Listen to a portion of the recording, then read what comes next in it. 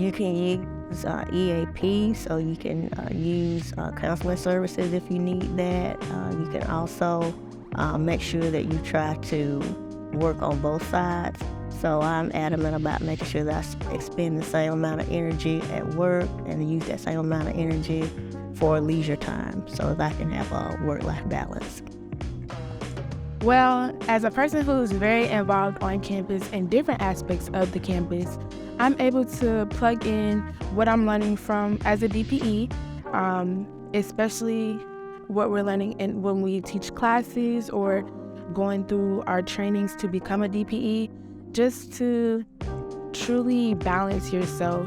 Find a balance to where when you're busy and you're struggling, that it's not necessarily being rubbed off on other people. You're taking it in, you're seeing how you can use your outside resources to help you, and then kind of finding those little niches, those people that you saw in the data center lounge, in the cab, to see how you all can better fit your schedule to try to balance it off of each other, but finding a balance to stay plugged in, to staying in school, finishing your degree, and just getting things done. For me, that looks like really understanding my strengths. It looks like really looking into where I fit in and where I don't.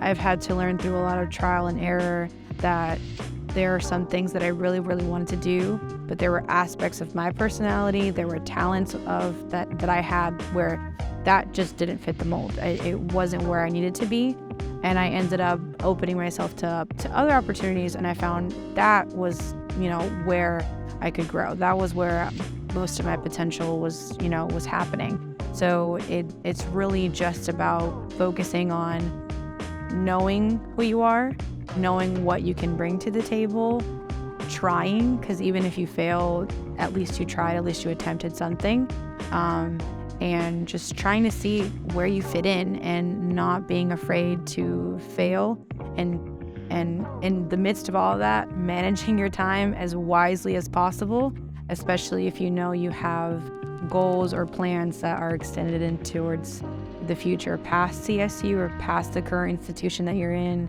It means prioritizing what you need to prioritize. Push yourself, push your boundaries, and I think this is something that we've really taken stock of in the last couple of years, be mindful of your own wellness as you're doing it as well. In my opinion, one of the things that CSU excels in is having committed faculty members, right? Staff members that are willing to go the extra mile to make sure you're doing well. So one way that I plug into my highest potential for school and for everything else at CSU is by counting and relying on my support network, my team. This team includes people like Dr. Izumi at the Career Center, Dr. Dempsey as well, my advisors, Dr. Young, stuff like that. People that can hold me accountable, but also challenge me to continue growing.